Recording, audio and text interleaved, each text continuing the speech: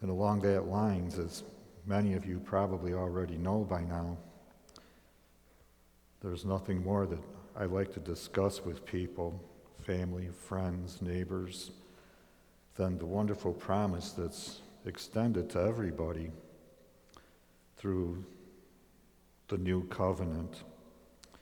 As a matter of fact, I had the opportunity to share that same promise of the new covenant with several people a week or two ago when I had an opportunity to travel up north.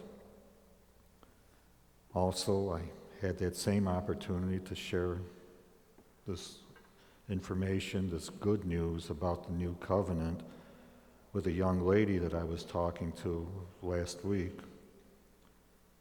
And every single person that I was sharing this news with said the same exact thing to me. And what they told me was, I'd never heard that before. And it kind of surprised me in a way that these are people that go to church, but they knew absolutely nothing about the new covenant. Never heard it preached in their church. And I have to ask myself, why?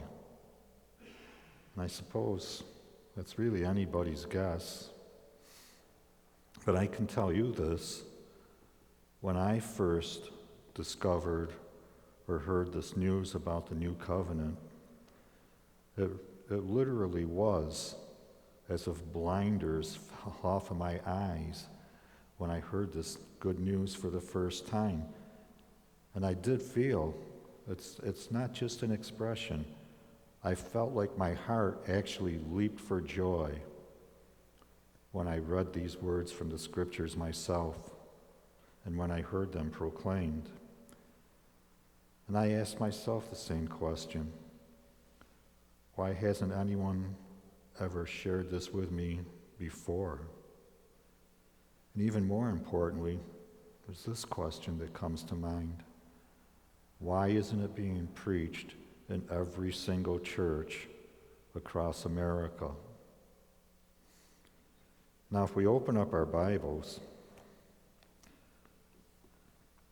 and we were to turn to the first chapter of the New Testament or the New Covenant, we can see that it says books of the New Testament.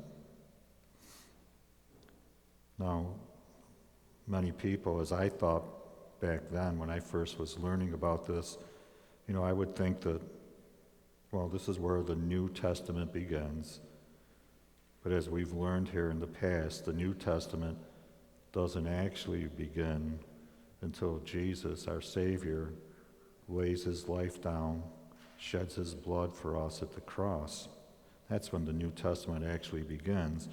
But in all Bibles, before the book of Matthew, it does show the books of the New Testament. So if everything forward from, if we want to say from there on, is the New Testament, well then it only stands to reason, doesn't it, that everything that is before this, if it's not the new, then it must be the old.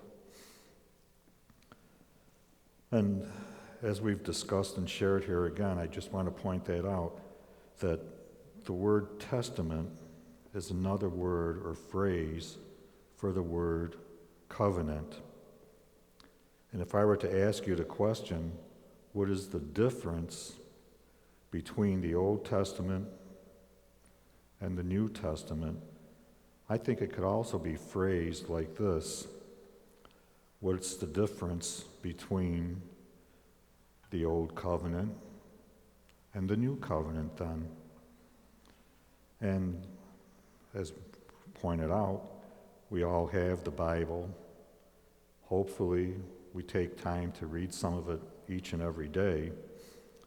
And again, the Bible, if we look at it, it's composed of 66 individual books.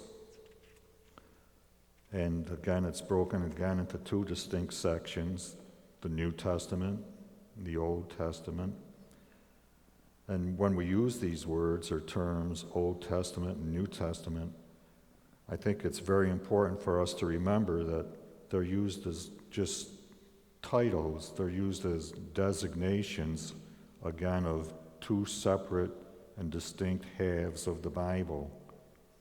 Now, if we were to get back to these individual books that are in the Old Testament and in the New Testament, and if we were to take a closer look at them, I think the term books of the Old Testament, books of the New Testament, would get us closer to the actual meaning.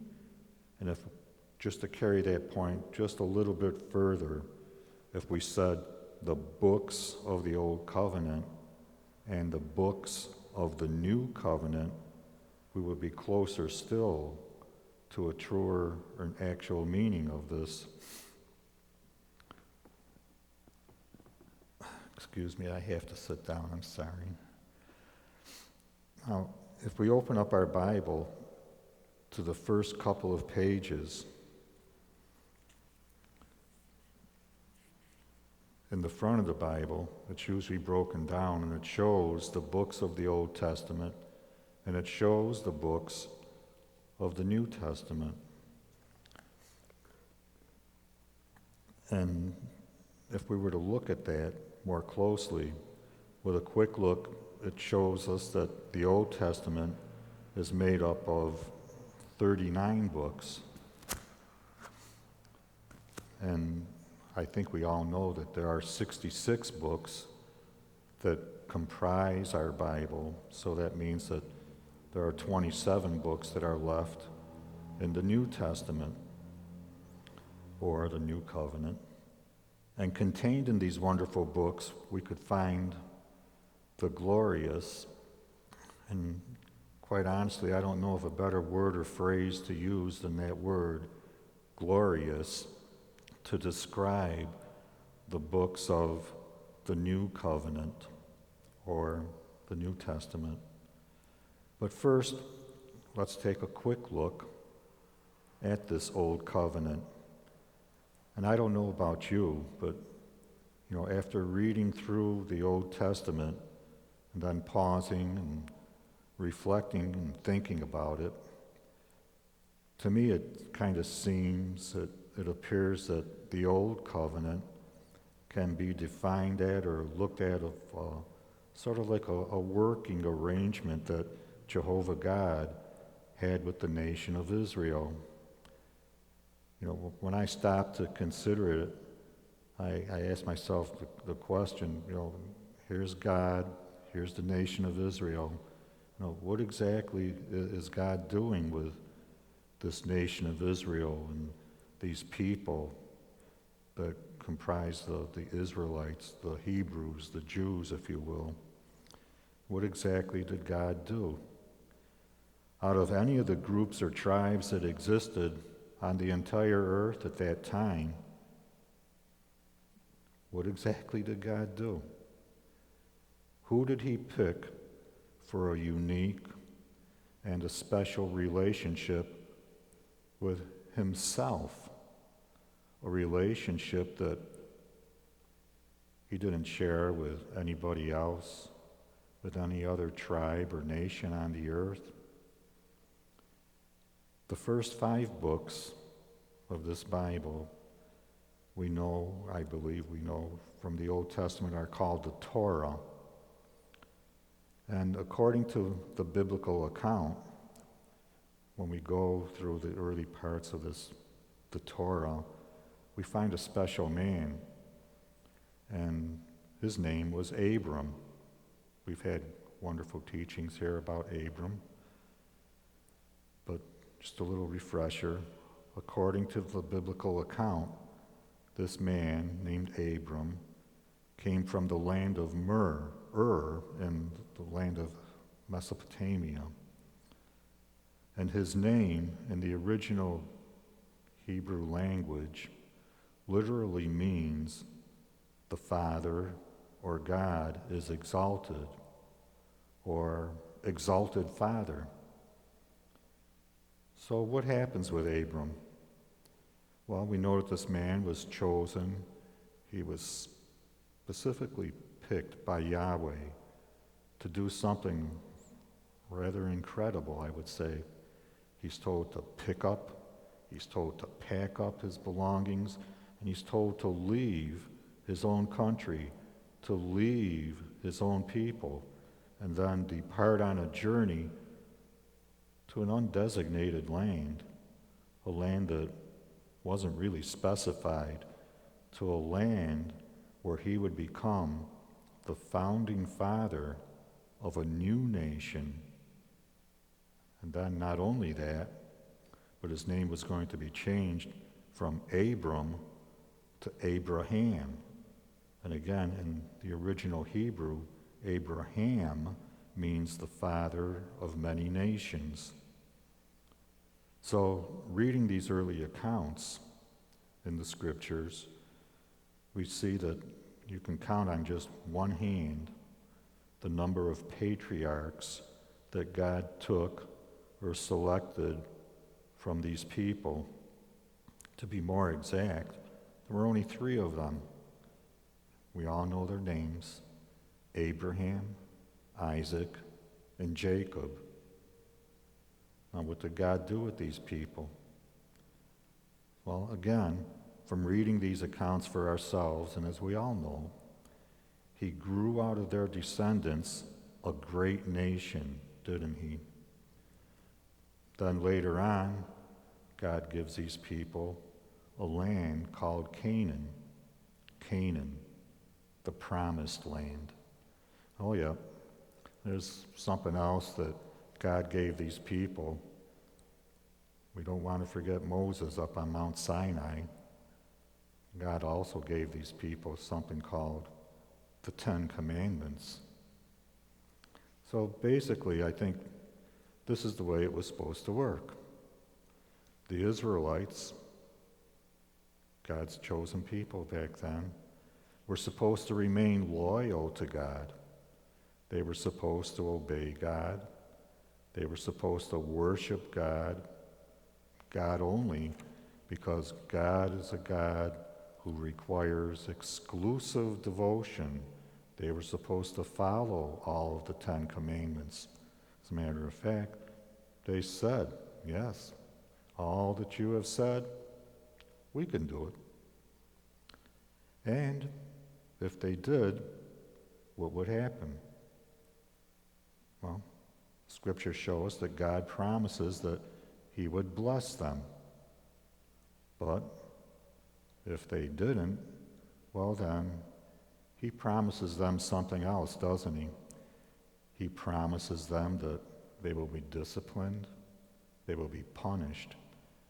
And if we were to look in the 27th and 28th chapters of Deuteronomy, you can read for yourselves what some of these punishments are that would take place.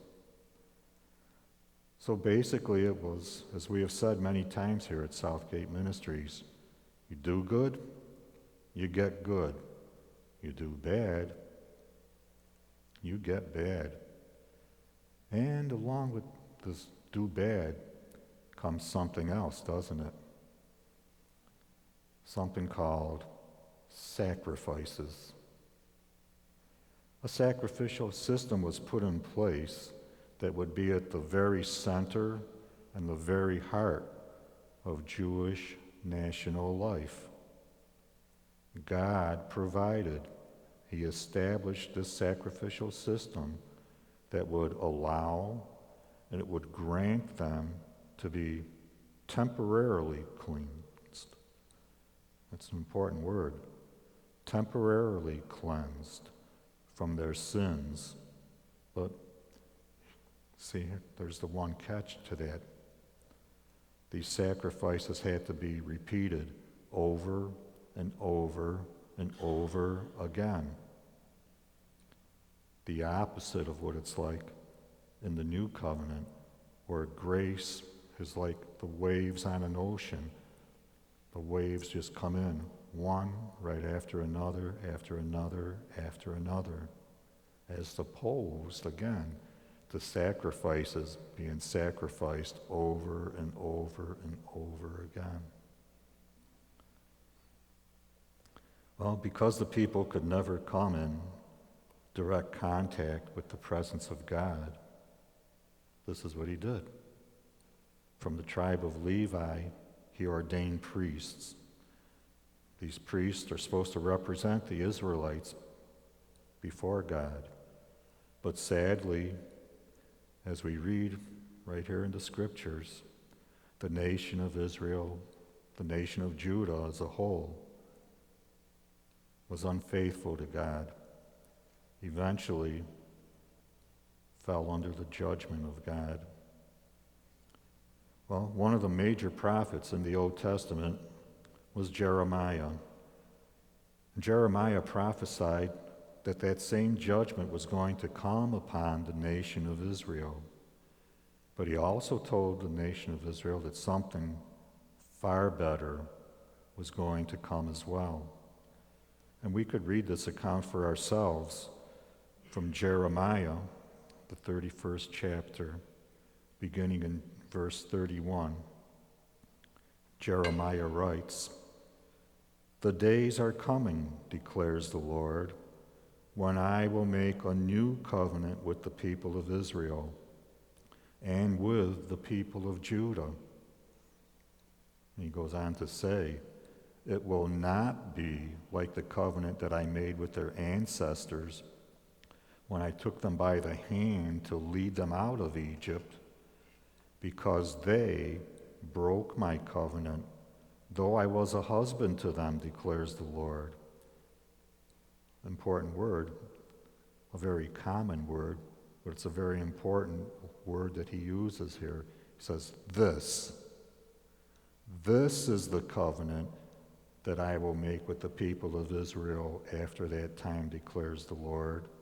And then he goes on to say about it, "I will put my law in their minds, and I will write it on their hearts. I will be their God, and they will be my people. No longer will they teach their neighbor or say to one another, 'Know the Lord,' because they will all know me, from the least of them to the greatest, declares the Lord. For I will forgive their wickedness." Very important words here at the end. "And will remember their sins no more." So what is God telling them here? Well, he's saying that Israel will indeed one day be restored. He's promising them that their sins will finally be forgiven, and that people will get to know God directly. Now, if you want more important information on this, we can read it for ourselves later in Jeremiah chapters 5, 8, and 9. So just to go over this, what do we see here regarding this new covenant?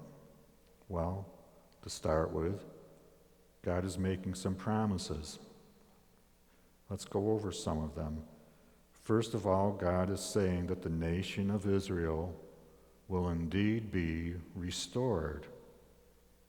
Then he goes on to say, another promise, that they will have his law written on their hearts and that they will want to obey him. Another promise, people will know God directly. Here's the real good one, that their sins will finally be forgiven once and for all. So, if we were to examine the law under this old covenant, we would then discover that it was never a means of salvation, was it? No, because instead, under this old covenant, it led to condemnation. Why? Because as the people repeatedly broke the law, repeatedly broke the law, they violated over and over again the old covenant, called for sacrifice after sacrifice after sacrifice. Now, if we move ahead in time, we find a great person in the Apostle Paul. Now, Paul was very knowledgeable about the Old Testament, very trained in it, very scholarly about it. The Old Testament, the Old Covenant, Paul had it all memorized.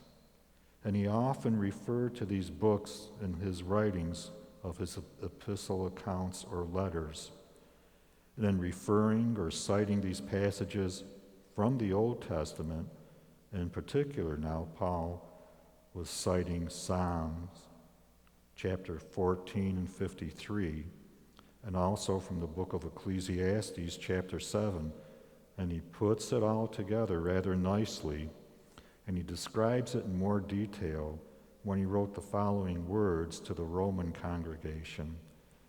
From Romans chapter 3, beginning in verse 10, Paul writes, "As it is written, there is no one righteous, not even one.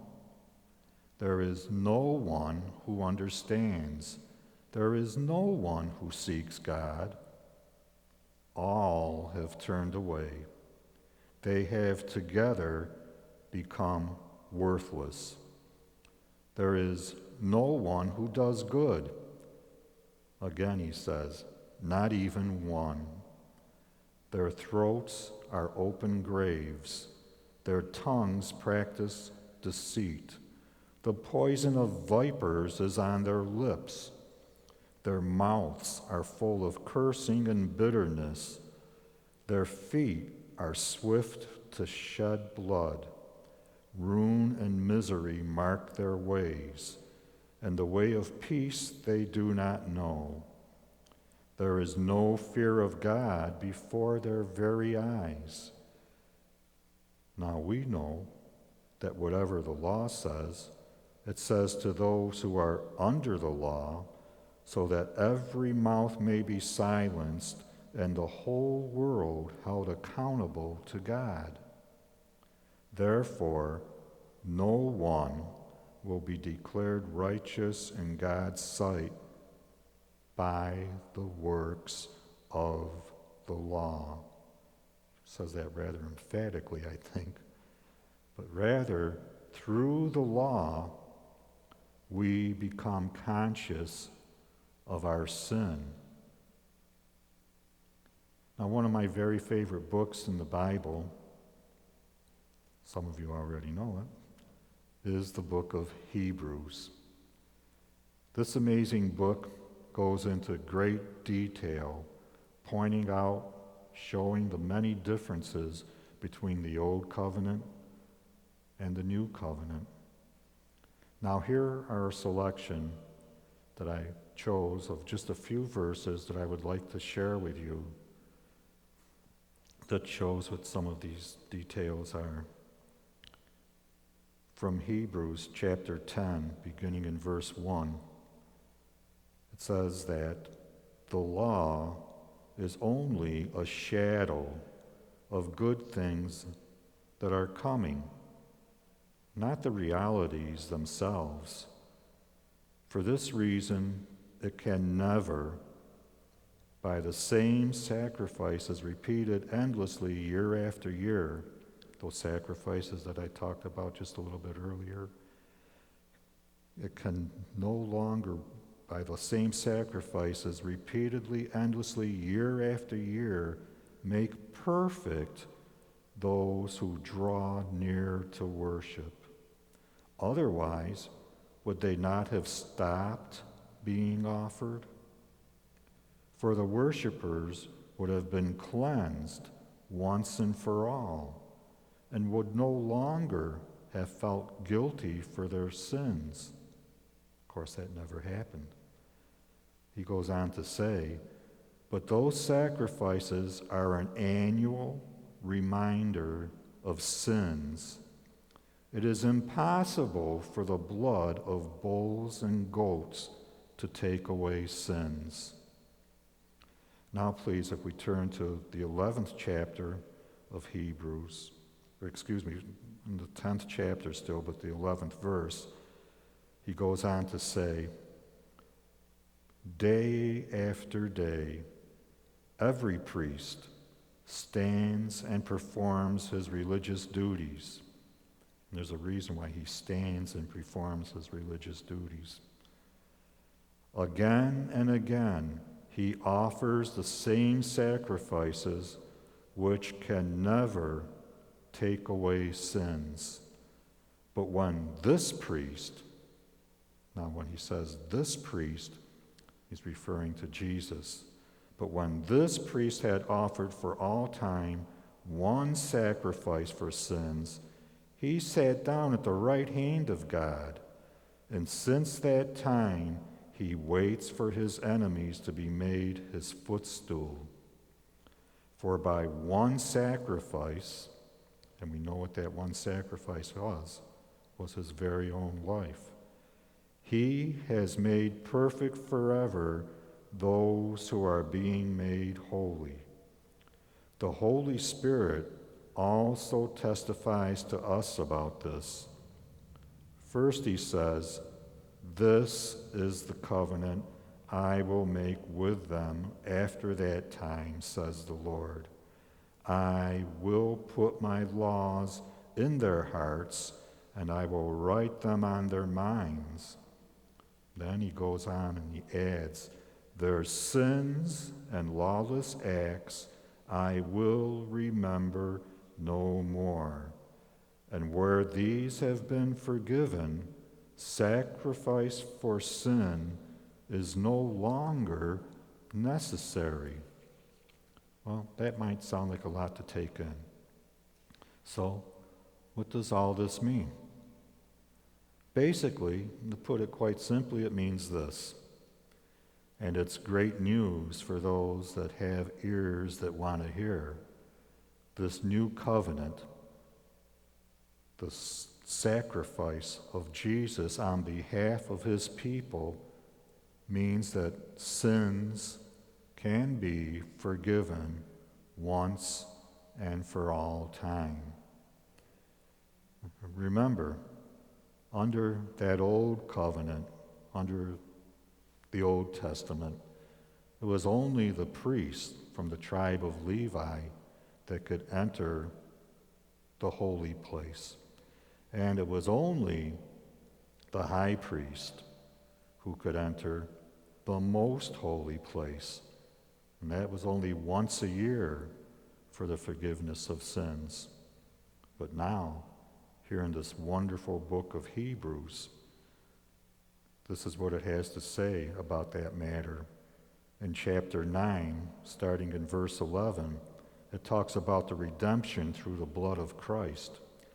And it goes on to say now, "But when Christ appeared as a high priest," as opposed to the high priest from the Old Testament, from the tribe of Levi, when Christ appeared as a high priest of the good things that have come, then through the greater and more perfect tent, this is one that's not made with hands, that is not of this creation, he, Jesus, entered once for all into the holy places, not by means of the blood of goats and calves, but by means of his own, I'll put this in, his own precious and unique blood, thus securing an eternal redemption. Secured that eternal redemption for each and every one of us here this morning. For if the blood of goats and bulls and the sprinkling of defiled persons with the ashes of a heifer sanctify for the purification of the flesh, how much more will the blood of Christ, who through the eternal Spirit offered himself without blemish to God, purify our conscience from dead works to serve the living God. Therefore, Jesus is, the mediator of a new covenant, so that those who are called may receive the promised eternal inheritance, since a death has occurred that redeems them from the transgressions that were committed under the first covenant, under the old covenant. So through the Spirit, as it's pointed out in verse 14 of what we just read here, Christ offered himself up as an unblemished sacrifice, didn't he? He freed us from all those dead-end efforts to make ourselves clean, to make ourselves respectable, so that we can live all out for God. And because of Christ, again, who is the high priest of the new covenant, we can do exactly then what it says in Hebrews 4:16. It says, "Let us then approach God's throne of grace with confidence, so that we may receive mercy and find grace to help us in our time of need." Now, there's another very important point or condition of the new covenant that I think needs to be mentioned. And it's something that is equally important to, I believe, each and every one of us that are here this morning. And it's this: Gentiles. We would all be considered Gentiles, since none of us are Jewish or Hebrew or from the tribe of Israel. Gentiles, people that are not Jews, can be grafted in to this tree of Israel by our faith in Jesus Christ.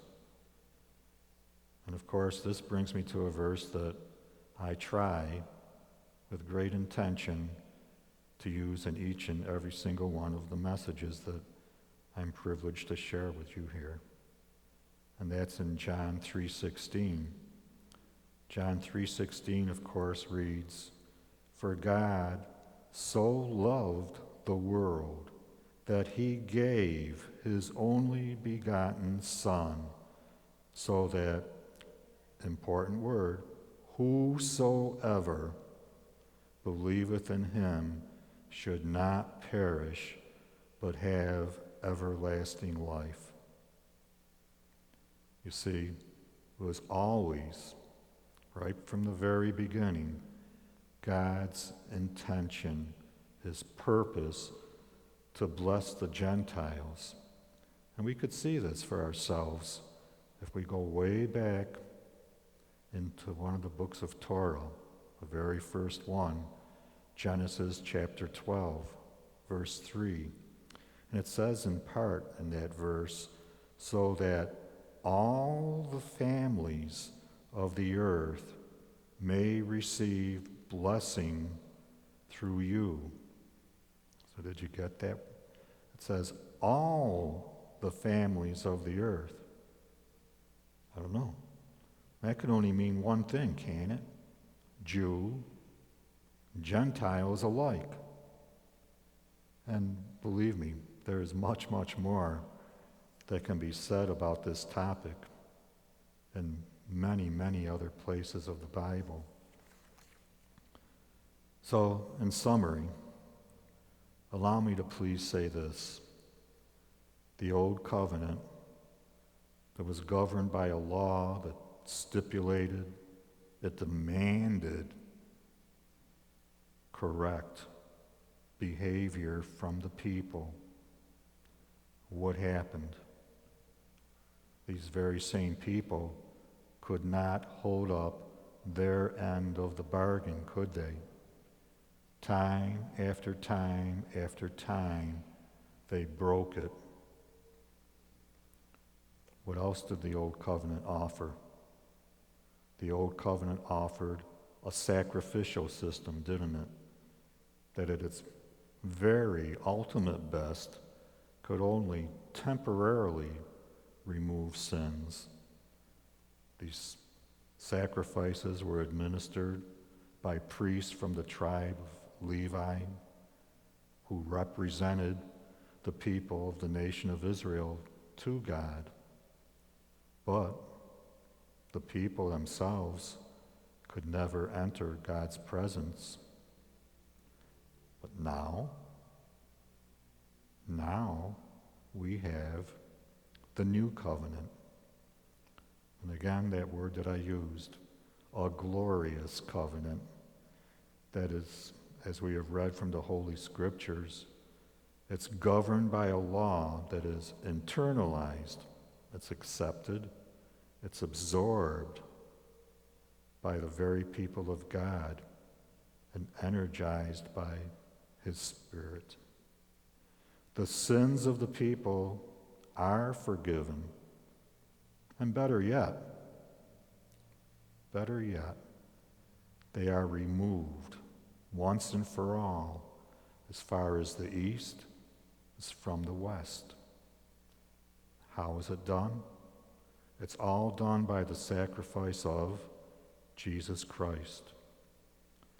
And the people of God now have direct, intimate access to Him.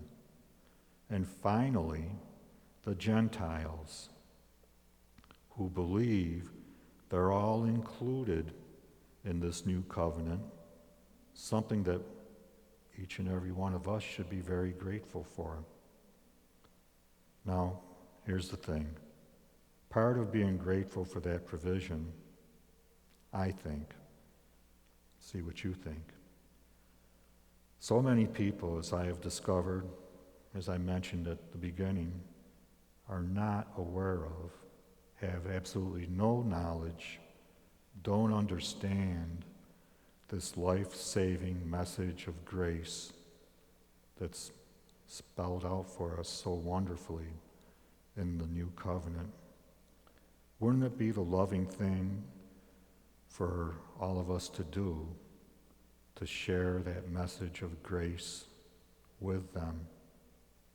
Because since Christ has done such wondrous things for us, such great things for us, we have this unique privilege of sharing that amazing good news with others.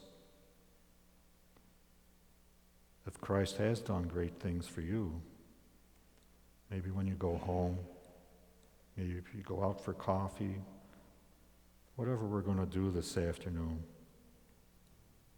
share this good news with someone else.